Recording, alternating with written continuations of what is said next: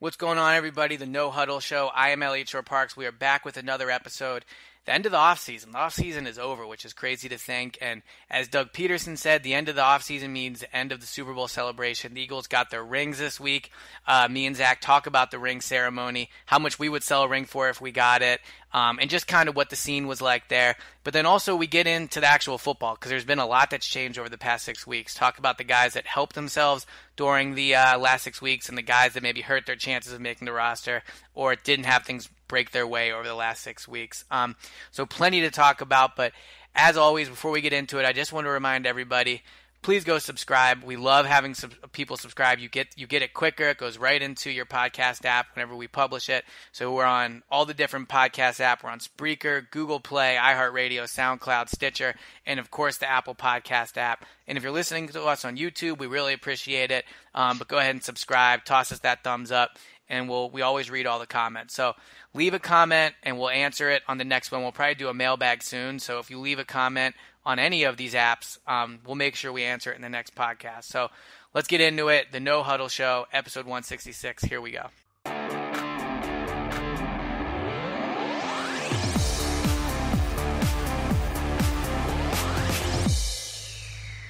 All right, the No Huddle Show. Eliot here with Zack. And Zack, I don't know about you. I mean, you were at the ring ceremony for the red carpet. I was unable to make it, but I had extreme FOMO this morning waking up, looking at all the players' Instagrams and just seeing, to be honest, like I knew that the ring ceremony would be cool. And as everybody listening knows, Eagles did receive their rings on Thursday night, kind of the unofficial end of the Super Bowl season in a way. But man, that thing looked ridiculous. I was surprised at how lavish and how well it seems like they really pulled this off. Yeah, lavish in terms of the ceremony and in terms of the ring. But yeah, Jeffrey Lurie, Malcolm Jenkins talked on the red carpet a little bit, and that Malcolm was like, Jeffrey asked us if we wanted it to be modest or elegant, and they all like quickly said no. They wanted, and Jeffrey Lurie, in like the most like dad way possible, was like, yeah, they told us they wanted us to be more blingy as possible. It's the most like Jeffrey Lurie thing you could possibly say. Yeah. But I mean, yeah, you look at the ring, like the amount of detail they put into it, and like the ability to like just fit so many ideas onto like a ring is just crazy to me. But like that they have like the underdog on the inside. They have the amount of rings is like the numbers combined of the Philly special. Mm-hmm. Like it's just really cool, and I can't imagine there are many rings that look. Every team one-ups each other every year, but I can't imagine there are many rings that look like that, and many ceremonies that had Meek Mill and Rick Ross giving them a private performance. Yeah, it did seem like there was a ton of like special personal touches. Like you mentioned, I think the thing with the Philly special for the amount of rings is That's pretty so cool. Yeah, that was a pretty dope idea. Having the underdog on the inside is really cool. The other thing that I thought was cool about the ceremony last night was Brian Dawkins. It seemed like he was the one that gave the final speech of the night. He was up there singing, and he at one point in the speech, and again, shout out to Brandon Graham's Instagram, which is how we were all able to watch this. But Brian Dawkins basically said, like, you know, you guys don't understand that what you guys accomplished and what this means to everyone who would put on that uniform. And it was a pretty cool way to kind of like wrap up this whole Super Bowl thing, because at the end of the day, yes, I mean, what these players accomplished is awesome, and what they did, they will always remember. Those 53 guys, the coaching staff. But, and I'm sure you picked up on this too, but just, you know, you can kind of tell, like, this just meant so much more to so many people. Like, even ex-Eagles kind of feel like now they have that ring. I know Ike Reese has said that. Brian Dawkins, he was in the building last year, but he clearly feels that way. And I thought that was a nice way to kind of end the ring ceremony. But hey, even Howard Eskin has a ring now. Yeah, even Howard Eskin has a ring, so I'm sure he's happy. Merrill Reese got a ring. Merrill always used to wear, and maybe he still will wear it, but he used to always wear the NFC Championship ring around. So maybe he'll wear that Super Bowl ring next when we get to the offseason. We'll get a chance to try it on and see it. And another cool, kind of cool. I mean, I've never like been to any of these events, so it's possible it's like this anyway. But I found it interesting that like pretty much every single person that was on the roster, I don't think anybody was missing, was on the roster from last year, came back. Even guys that were released, were traded, you know, were almost forced to retire. Like everybody was there, and they were all so happy to be there. And I mean, you could just see the love everybody had for it. Like it was just really cool for sure. I saw Ellerby was there, which is pretty random. Yeah. Torrey Smith came back, Bo Allen, Vinny Curry. Look, LeGarrette Blount, like in LeGarrette Blount fashion, was like the last one to show up. He had like the best outfit. He had like his Patriots rings on, and somebody asked him like, "Where are you gonna?" Like the TV guys asked him, "Where are you gonna put this ring on?" So he puts up his middle finger. He's like, "It's gonna go on this one," and like they're all, some of them are like Nice. live, I think.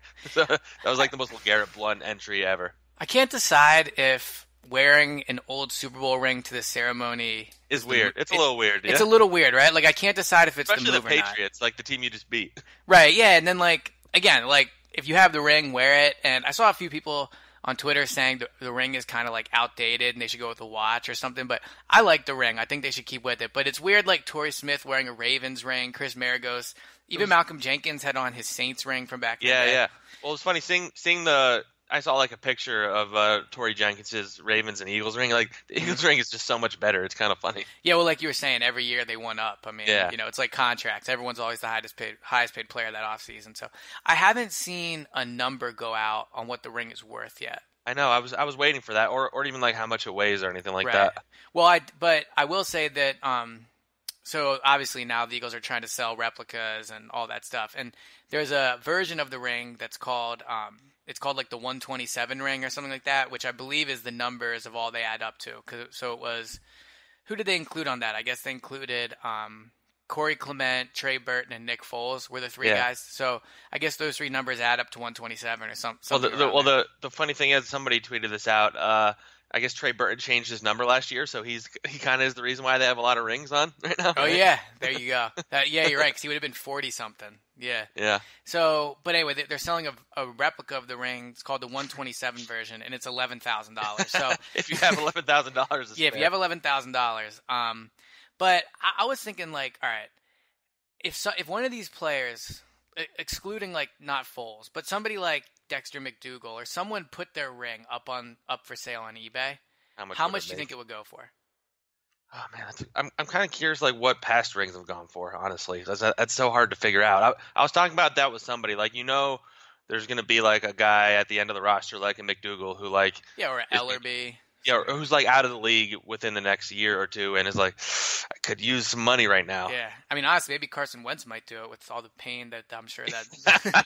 Just looking at that, like that should be mine. Yeah, exactly. But I mean, you think about how there's only one Eagles Super Bowl ring out there, so it's not like there's multiple versions of this ring. I mean, this is the only Super Bowl ring they've ever won. You combine the fact that there's a lot of Eagles fans everywhere. I mean, they're probably top 3 in the league in terms of fans. They're just all over the country. And you combine the fact they got some rich fans. I don't know. I mean, 400,000 or 500,000. Do you think it could end up fetching? Because you're talking about there's only X amount of these. It's not like it's not like you can just buy. People can buy as many as they want. Yeah. The interesting thing about that though is like a player, they put their names on the. I guess that's normal though. Yeah, but you don't. I guess you don't really want to spend 400,000 for the Dexter for the for the one that says Ellerby on the side. Yeah, exactly. You just get that washed out, I guess. But no, I mean the rings were cool. What kind of sucked? Like I was following along on Twitter throughout the night. They didn't release versions of the ring until I don't know, maybe 11 o'clock at night, which kind of sucked for everyone. I know everyone on Twitter was like waiting to see it and saying they wanted it, but it was pretty clear the Eagles just did this for themselves. I mean, they weren't really, and I don't mean this in a negative way at all, but they had this celebration with only the people in that ceremony in mind, and they deserve that. But like they didn't let any media in, they didn't announce the ring until late, they didn't give anybody pictures until late, which did suck for everyone not in that ceremony. But for the people in the ceremony, like I said, when I woke up this morning and went through all the players' Instagrams and saw, I mean, it looked like an absolute zoo. It looked ridiculous. I'm sure it was a party. So I mean, so some of those videos of when Meek started singing Dreams and Nightmares, and like you just see like all of them like in a mosh pit, and Jeffrey Lurie was like in the middle of it. I was kind of worried for his safety. Well, it's so funny to watch him like bounce around to it. Yeah. Or, like I saw Carson Wentz. He's like the only one in there that doesn't know the words. It's like Carson Wentz didn't know the words at all, and he's like kind of trying to get hype with everyone, which like props to him for trying. But it was just I also think it's just time to retire Dreams and Nightmares. It's got to go. It's so like they use it at like every practice now. Like it's so over the top. They like, really it's got to be like the new Rocky, like the new Rocky theme song. Just put it on at big moments in the stadium. Well, it's not even just them anymore. Like I saw the Cavaliers playing in their locker room. Like that's pretty lame. I mean, good for Meek Mill that it's blown up like this, but right. We'll see if he's there opening night. Although I kind of doubt it. I mean, I'm sure he'll be there, but I doubt he'll perform. But I just looked up, by the way, how much some players sold the Ravens rings like a couple years after, and the most one got was 62,000. Oh, and no way! Yeah, no, this one would get way more than that. I'm just saying I found that interesting. It was like 3 years later. So maybe not 400,000, but yeah. But I mean, I don't know. It only takes one rich billionaire out there that decides he wants the ring. But yeah, for sure. 62,000, that seems. I don't think. I mean, if I had a Super Bowl it also ring, was like 3 or 4 years after, so like value depreciated and all that. Right. I mean, I would probably sell if I had a Super Bowl ring. I'd probably sell it for 62,000. But I don't know, man. It would suck to have a Super Bowl ring and then not have it. Like that's like a pretty cool keepsake. Like yeah. I mean, I even keep like my press pass from the Super Bowl, so I can only imagine having an actual diamond ring. But all right, so a little bit of news did come out of the ring ceremony as well, courtesy of Brandon Graham's Instagram. So Brandon's Graham, if you will. Yeah, Brandon. Yeah, there we go. Good dad joke. All right, so Brandon Graham basically live streamed the entire thing. At one point, he joked he had some tequila in him, which I think was fairly obvious when you see that. He did know he was recording, but the way he was holding his phone, like, I don't think other people knew he was recording. Like, he was kind of... Like, yeah, the Howie Roseman thing. I'm sure you're about to mention that, but... Right. Like... So at one point, and honestly, I wasn't going to say anything about this because I felt like an invasion of privacy, but the video's gone viral, so I think we can talk about it. So he's talking to Jeffrey Lurie and Howie at one point, and I'm almost positive they did not know they were being recorded. Oh, there's no way they did. Yeah, and they definitely didn't know they were being recorded live. But so they're just kind of talking about the Super Bowl, and Graham's joking about how on that last play he almost sacked Brady, and there's kind of like saying different things. And at one point, I feel like Carson Wentz walks by, and Jeffrey Lurie says something like, "We're better positioned than," and Wentz isn't in the conversation. He just walked by. And Lurie says something like, "Man, we're better positioned than anyone." And I thought I heard him make a joke about how that guy's going to win more rings than Brady. So, I mean, they were like definitely feeling themselves. But the noteworthy thing was in the video, so I'm not 100% sure how it went down, but it seemed like Graham and Roseman were joking about the contract, which I guess is not a sensitive subject between them. Yeah, and right? Roseman that says a lot, actually, yeah. Yeah, I mean, it says something that they're able to joke about it. And I guess Roseman said something about $15 million a year. He's like, yeah, I got to give you that 15 mil or something like that, yeah. Yeah, and that's not a number.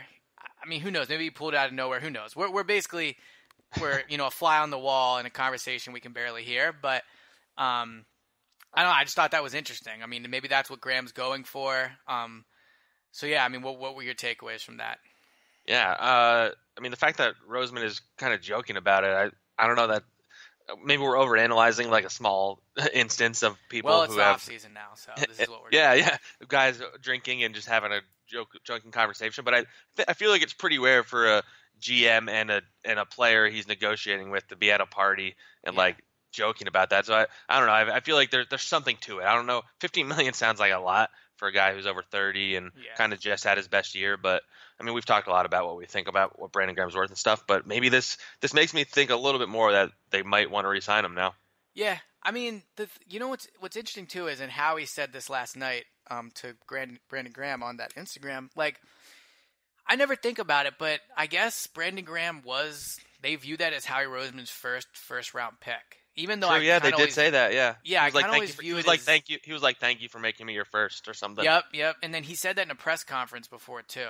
Not Howie, Brandon Graham did. What's weird is I always think of that as an Andy Reid pick, but like I go back and forth.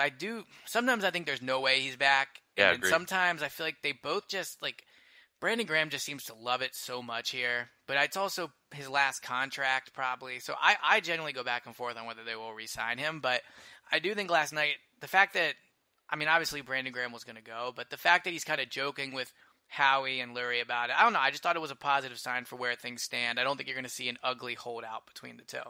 Yeah, I mean, we both kind of were there when he spoke to the media last week, or was it this week? I forget. And he kind of, I mean, the fact that he's at camp, he's recovering from his ankle injury, and he just like seemed. I've never interviewed him before, but he seemed like just a happy-go-lucky dude. Oh yeah, for sure. I mean, last night he had the tequila in him, so he was super happy. Yeah. He's always kind of like that though, like joking around with people, laughing. Like he's just a genuinely good guy. So that's why I'm not sure what where he'll stand. Hard to get a read on him because of that, I feel like. Right. But so the other piece of interesting news, Brandon Graham, the gift that keeps on giving. At one point, he's talking to somebody. I couldn't see who it was because he's carrying his phone around like almost in his pocket, basically, and he's live streaming. And he says to somebody like, "Oh yeah, Timmy Jernigan, he's not going to be."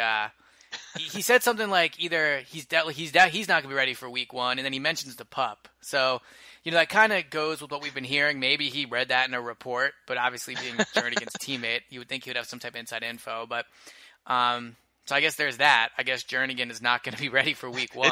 It's almost like he's doing that for us. Like he was just out there reporting for us or something. Like I don't see why he just brings that up like that. Honestly, like it almost rivaled Joel Embiid's Instagram live in terms of just like couldn't turn away. I mean, he's like talking to guys as if like he's not recording. Like he's like joking with someone like, man, it must have been someone that signed somewhere else.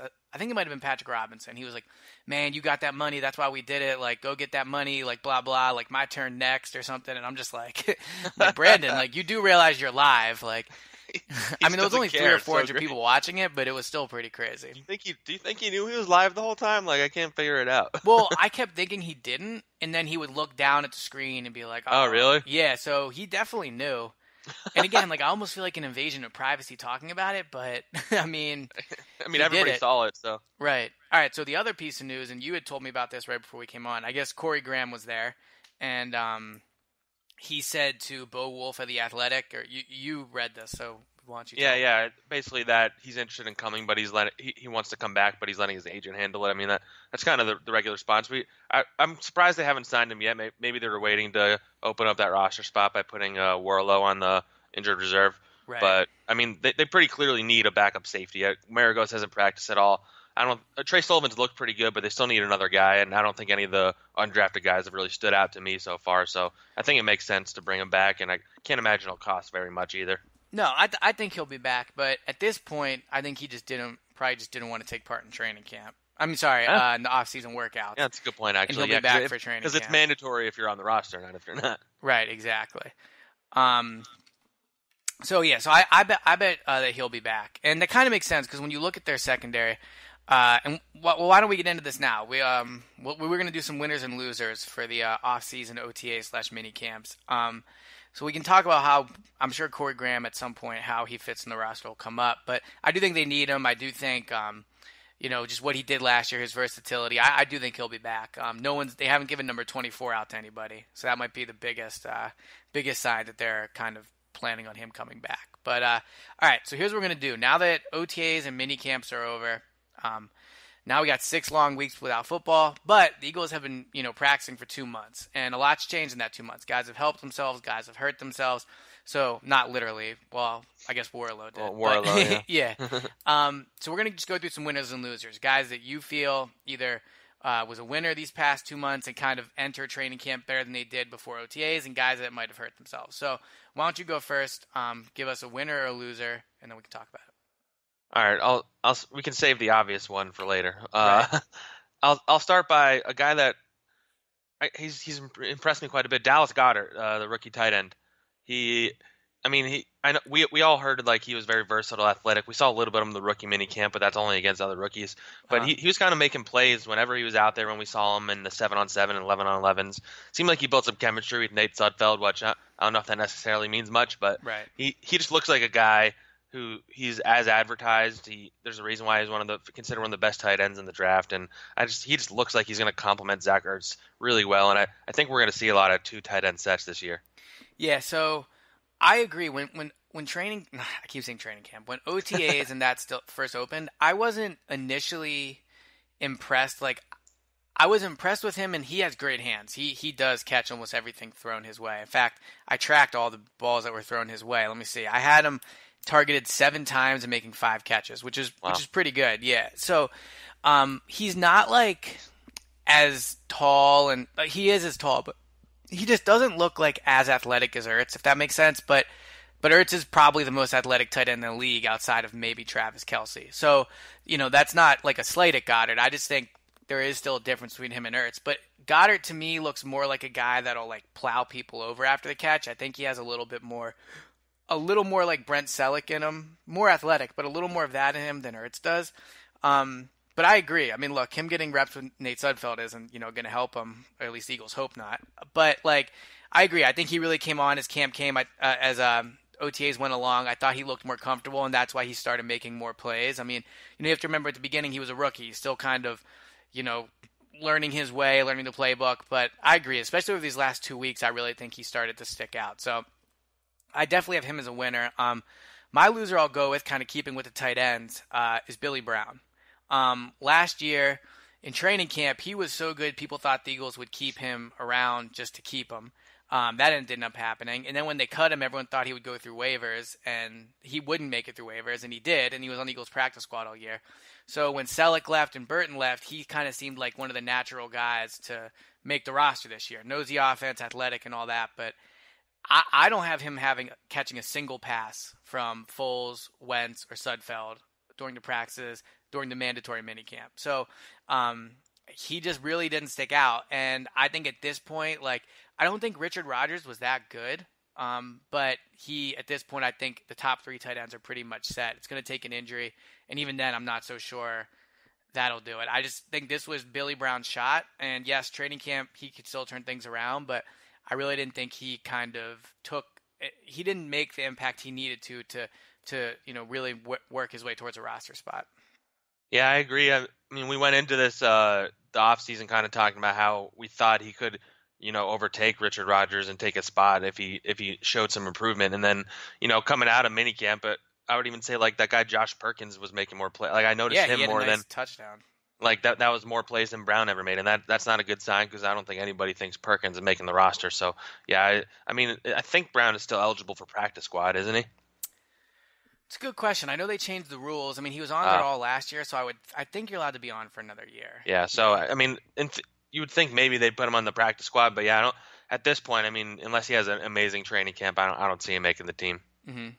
Yeah, I agree. I think they're going to keep three, and at this point, maybe Selleck comes back, and he's the fourth. But I don't think Billy Brown makes his team. All right, so I just gave a loser. You already gave a winner. Let's hear one of your losers. Loser, I'll say Isaac Samalo. Okay. He had an opportunity. I think he's been a little banged up. I know you got that info from him, but yeah, pectoral injury.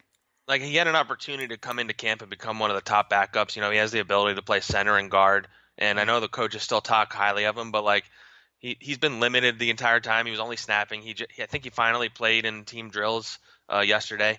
Yeah, but I mean, I don't know if his roster spot is. He's probably going to make the roster just because of that versatility, but I don't know.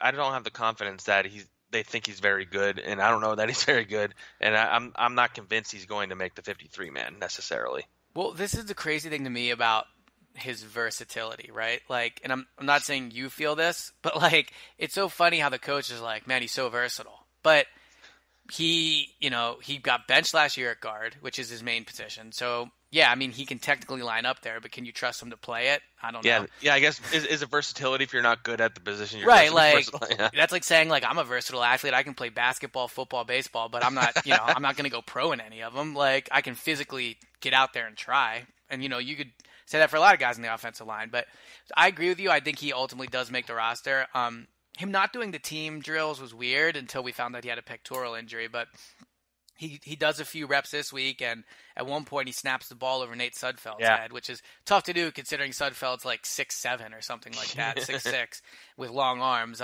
So yeah, just not a good showing for Sayamalu. Again, I do think he makes the roster, just because they don't really have a ton of good options. Yeah. Again, even though I don't think he's versatile, I don't think they have any backup besides Wisniewski's a starter. I don't think they have any backup on the roster currently that can play multiple positions. Because Warmack can only play guard, Taylor Hart can only play tackle. Well, that's why I think we saw when a bunch of the offensive linemen were gone for the last day of OTAs, you saw Wisniewski move over to center, and they started Warmack at left guard. I mean, Samala was banged up apparently, but right. I thought that was interesting that Warmack was the guy they went to. And I guess the rookie they drafted in the 6th round, Matt Pryor. I think he can do tackle and guard, but again, he's not ready to play though. Yeah, and I don't know if he can do them both or if they're just kind of trying him out. But so yeah, I mean, and for a team that only is going to draft 8 offensive linemen on game day, one of them is going to be Vaitai. I would assume the other is Warmack, I guess. But yeah, you're going to need a guy that at least can go out there and physically, I guess, kind of do it. So yeah, I agree. Sayamalu is a loser in this case. Although I feel bad calling him a loser because yeah, right. It's a mean word. Yeah, it's a mean word, but he's a nice guy. All he's right, he's a not winner. Yeah, he's a not winner exactly. All right, so one of my winners though is Marcus Wheaton. Coming in, I thought he had a decent chance to make the roster, but he not only played really well, he played better than receivers that played better than I expected. Like Bryce Treggs was very good, Shelton Gibson was very good, Greg Ward was very good. And so these are guys he's competing with for the potential 5th and 6th roster spots at receiver, potentially only 5, so maybe only 1 roster spot. But I thought he played really, really well. He consistently got behind defenses, made a ton of catches. I have the catches here. I have him with, where is he? Wheaton. I have him with 6 catches in 3 practices, and so that would be second on the team behind only Aguilar, and actually Gibson at 7. So Gibson was also very good, but I think what Wheaton brings that Gibson, Treggs, and Bryce doesn't, Bryce Treggs and Greg Ward doesn't, he's got experience in the NFL, and that does matter, especially when you look at the Eagles' top receivers. Like Alshon's going to be a little banged up at the start of the season. I think he plays, and he's shown he can play through injury, but he's still going to be a little banged up. And then Matt Collins doesn't have a ton of experience, so you're really just with Mike Wallace and Aguilar. So I think that should something happen to one of the top 3 guys, you want someone that's played in games, that isn't going to be blown away or intimidated by the spot. Wheaton played in a lot of Steelers-Ravens games, which are always big games. So I think that helps him. And then you combine the fact that he played really well. I think at this point he would be my number 5 receiver, and at the absolute worst number 6 if they wanted to keep Gibson. But I think he stands a very good shot at making this roster. Yeah, the signing kind of came out of nowhere. I don't think we saw them signing a receiver. Mm-hmm. But yeah, I think the biggest thing with him is if he has the speed and he's healthy like he was a couple years ago when he had 700 receiving yards, right. Whereas the last 2 years he's been banged up, and last year he played in 11 games and barely did anything for the Bears, I believe. Yep. And he's kind of the Eagles kind of signing last year. He kind of feels like a Patrick Robinson almost type, where he kind of faded away. People forgot about him. They signed him for cheap, and I wouldn't be surprised if he made his way onto the roster and eventually started playing a role. Yeah, and he's still young too, which is crazy. Yeah, maybe 26 or something like that. He's only been in the league 3 years, 3 maybe 4. I think it's 3 years. So, all right. So I just gave a winner. I feel like we messed the order up. So go ahead and you can do a winner or a loser because I forget where we were at with it. All right, I'll do a winner. I'll do, since you mentioned a bunch of the receivers were pretty much winners. I don't know if any receiver had a bad camp necessarily, but I'd say Nate Sudfeld was a winner. He started off the camp kind of, he was inconsistent. He was missing some guys. He was throwing it up. He was throwing some picks during OTAs. And then as it started getting towards the end of OTAs and into minicamp, he kind of became the most accurate passer. He's been making some really good throws. I know it's not necessarily against the first defense all the time. It is sometimes, but I just think he's just really impressed me. He's poised in the pocket. He's a little more athletic than I realized. And that's kind of what we talked about a week or two ago. If they're keeping a third quarterback, he needs to be a developmental guy who has the potential to become a player sometime. And I think Sudfeld started showing why the Eagles have been so hyped on him. Yeah, I agree. So during the minicamp, I had him down, and this is in 7-on-7 and 11-on-11 drills. I had him 22 of 30 for 6 touchdowns and no interceptions.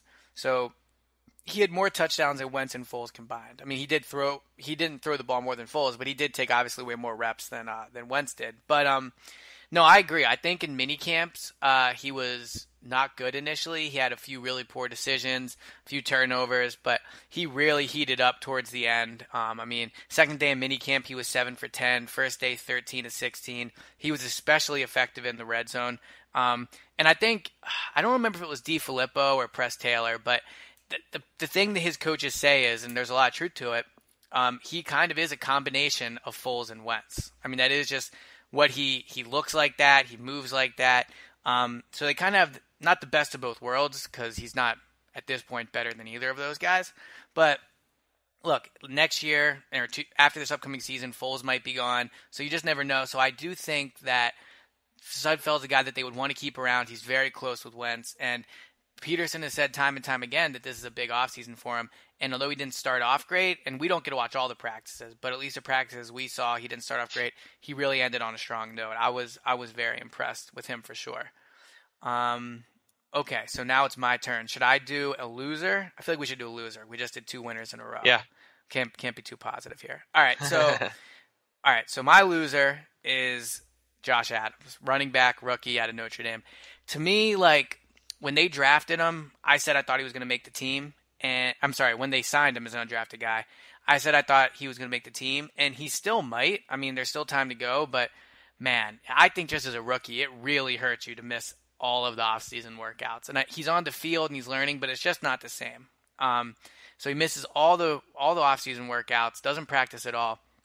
He says he's going to be ready for training camp. I mean, there's no reason to not believe him, but at the same time, he hasn't practiced at all, and it's a foot injury.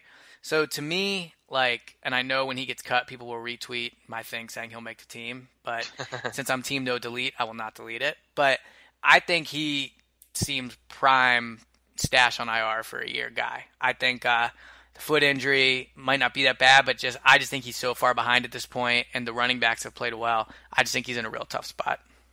Yeah, I agree. I mean, we both kind of talked about it like we thought he could steal that 4th or 5th running back job. Mm-hmm. I mean, he clearly looks the part. He's a really tall, kind of big, muscular dude. But I mean, the reality is that running back, if he just comes out and he looks really good in training camp, he could still steal a job. But the fact that he hasn't practiced at all, he hasn't had any experience actually like running the plays, Right. it doesn't bode well for him. At the very least, practice squad, and I could see the IR thing like you mentioned. Mm-hmm. Yeah, so we'll see. I mean, not to get into another winner, but I thought Donald Pumphrey and Wendell Smallwood both had really good camps. A really good off-season workout. So I think Josh Adams definitely hurt himself. All right, so go ahead. Let's hear one of your losers. Loser, I'll stay at quarterback. I'll say Nick Foles. It's hard to be a loser when you're the Super Bowl MVP who just got his Super Bowl ring. And I don't know if this for Nick Foles, this doesn't necessarily matter that much, but he was pretty inconsistent. He was looking a little rusty. Mm-hmm. He was missing a lot of guys. You have the stats. He probably threw the most interceptions out of the 3 quarterbacks. Yeah, so I'll say the stats real quick. During minicamp, I had him 28 of 41, 2 touchdowns, 2 interceptions. Yeah, I mean, that's not great. That kind of is like how he was playing those first couple weeks before he became Super Bowl MVP, Nick Foles. But, I mean, I don't know how he's looked in your eyes watching him in practice over the years, but, like, I know even way back at Arizona, he was never a good practice player, actually. That's why he, like, lost out a starting quarterback job going into his junior year. He eventually stole it because he went into a game and he started killing it. So I think he's just a gamer more than anything, and I don't know if this necessarily matters outside of him, like, building chemistry with some of the new guys. But, I mean, the fact that Carson Wentz is probably going to play week 1 makes it even less important. Well, I think that's why Foles goes under my loser category. Because I'm not saying he has zero shot, but any hope he had of playing in that first game, I think, had to be completely, like, he's got to wake up now knowing Wentz is probably going to play. So you're saying he's a loser because of Wentz being healthy more than how he performed kind of thing? Yeah, exactly. Yeah, I just think, like, he's going to make $20 million sitting on the bench this year, so it's hard to call him a loser. But, no, I just think if he thought he was going to play this year, he's not playing unless Wentz gets hurt again. I see zero chance Wentz doesn't play in that week 1. So I guess that'd be a good segue into a winner for Wentz. Let's talk about Wentz and what we saw over the last few days. I think we'll both agree that he's an extreme winner in this case in terms of the last 6 weeks. I mean, seriously, like, when you think about how he looks compared to what we thought, like, if let's say we were recording this podcast and he didn't take a single team rep throughout OTAs, I still wouldn't be throwing up a red flag. Just because in the past, that's what I've seen. Bradford didn't do any. I think, in general. I mean, it was less than 6 months ago that he suffered the injury. Right, exactly. So the fact that if he wouldn't have been doing it wouldn't have been a red flag. So the fact that he was, I just think is such a positive development. And I have a few main takeaways from what I saw from him. But before I get into him, one of my biggest signs that I think he's going to play is he talked earlier this week, and he said, my goal continues to be play in week 1, and not to sound like too like old sports journalist like cliche type thing, but I mean, this is just a dude that I don't think fails at goals. Like, I think he makes a goal and he accomplishes that goal. And I don't think he would be using the word goal or setting that kind of clear line as to where failure and success is if he wasn't very confident he was going to be there. So I think there's, again, like I said earlier, zero chance he doesn't play in week 1. Yeah, to me, this kind of feels like kind of how it became with the Sixers and Joel Embiid a little bit, because after a while, everybody kind of questioned whether he would play, whether he'd do back-to-backs, and it kind of became Joel Embiid's decision. Mm-hmm. And this kind of feels like I think the Eagles would be taking it easier with him if they had the choice. But I know he's probably cleared to do the stuff he's doing and all that, but I think you want to always be better safe than sorry for your franchise. But the fact that he's out there, he's doing 7-on-7s now. He's working on the side with even Alshon Jeffrey, and I just think a lot of it has to do with him wanting to get back out there and reestablish this as his team. You pointed out, I think, yesterday that you saw him even like running the huddle, which is kind of a small detail, but I think it's relevant because, I mean, in theory, if he was still limping around and not doing anything, he wouldn't be in the huddle. So even just like that stuff, I think the fact that he's out there, the fact that he wants to be out there, that he's like pretty passionate about being the quarterback in week 1. I think that all matters. And then just on top of that, I'm sure you're about to talk about this too. He's looked pretty good. I mean, especially by the end, he looked as good as he had all offseason when we've seen him. And he just, like, the way he's progressed in just the month that we've been watching him in practice, it's remarkable. I mean, these injuries used to take like 9 to 12 months to recover, and he's already participating in 7-on-7 drills 6 months later. Like, it's unreal. Right, and the thing that you mentioned with the huddle yesterday, like, it wasn't just that he led it. Like, he was, like, kind of far away, and he, like, made a concerted effort to get into the middle of that huddle and make sure he was a guy that broke him down. And I think that, I mean, he was doing that last year, and I think Wentz is a natural leader, but I think there's just a little part of him that's like needing to reestablish that he's that guy, and I think he's aware of that. And so, like, I think it's important to him that he does things like get in that huddle and break him down. Like, you can see him just the way he interacts with Doug and the quarterbacks. Like, he still wants to be that alpha male, and I think, it's just important to him. But in terms of the way he actually played, like, the only way you could tell he was hurt is because of the knee brace that he wears. He moves very well, and one of the things that he's really improved on over the last 2 months, because I think 2 months ago is when we saw him start, maybe 6 weeks ago. But regardless, when we first saw him throw to now, he is really planting on his injured leg a lot more than he used to. And there's still a ton of velocity, ton of speed on that ball. And that's kind of one of the main things with quarterbacks that injure their ACL, is you see that they're kind of afraid to really step into a throw and make a throw. And I don't think Wentz is going to have that fear. At least he's not showing it now. So I think it's a sign that A, he's extremely confident with how his knee feels, but B, his mechanics haven't suffered. So really not many more positive things you could say. I think at this point you've seen everything you would want to see at this point and more. You would agree, right? I mean, I think there's even a chance he does 11-on-11 at the start of training camp.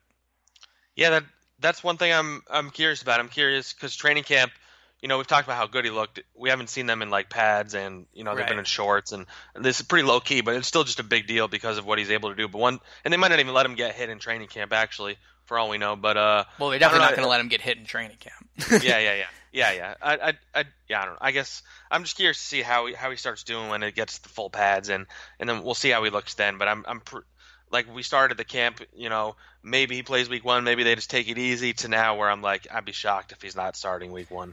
Yeah, and again, like, we're not doctors, so I can't speak to like what the difference is between him playing in week 1 versus week 3. Like, I don't know. But I was talking to someone yesterday, and they were saying like, well, week 3 is the Colts, so maybe you play him against the Colts because they're not as good. But like, at the end of the day, the guys on the Colts, like, he's still going to get hit by 300-pound guys, and there's still the chance that Lane Johnson rolls into his leg or something. Like, this moment's going to happen, and there's going to be a moment where he goes down and everyone looks and he has to get up. It's going to be the not to keep bringing it back to the Sixers, but it's going to be the Joel Embiid thing. The dude falls every 10 seconds and everybody freaks out. And Joel falls. Like, he needs to learn. Yeah. Like, Joel is not good at falling to the ground. I almost feel like he does it on purpose to like freak everybody out or something, because it's ridiculous. And so there's going to be that moment where Wentz gets hurt, but goes down from it's a hit, slow to get up, and he gets up and he has to tell everyone he's fine, and everyone will you move on. But I do think this is just reality. Situation is you're always going to think about the torn ACL, even in his 3rd year. I guess with Brady you don't think about it anymore. But I think Brady also doesn't like leave the pocket either, so it's a little different. But true, that's true. I mean, although I think Wentz doesn't get hit as much as people think. Yeah, I don't. I remember, agree. I can't remember if we talked about this on the last podcast, but I went back and I looked at every run he had last year, and I only had like 4 or 5 plays, including the one where he got hurt, where I thought that was a little reckless with his body. And honestly, even the one where he got hurt, like I don't know what you want him to do in that situation. So I'm not in camp like Wentz needs to change the way he plays. I just don't believe that. I think he maybe a little at times, but I don't think this is a drastic overhaul. I think he should play like he did last year. And if you get hurt, you get hurt. Anybody can get hurt on any given play. Yeah, I just meant it more in terms of like the perception of people freaking out I think they're going to freak out anytime he takes off now. For sure. I agree. All right, so OTAs are in the book, mini camps are in the book. We now have 6 weeks before training camp. As of now, I'm excited, but I think like in 4 days I'll be missing live tweeting and watching practice. So but we're not going to take 6 weeks off. We'll have a podcast for you every week. We'll still, find things to talk about with the Eagles. Things are always interesting. Hopefully, we're not talking about somebody in legal trouble or something or anything like that. There's always something like that. Exactly. All right, so we will have a podcast for you next week. As always, please go leave those reviews or subscribe on iTunes. We're on Spreaker. We appreciate everyone that listens on YouTube. So thanks, everyone, for checking this out. And, Zach, I'll talk to you next week.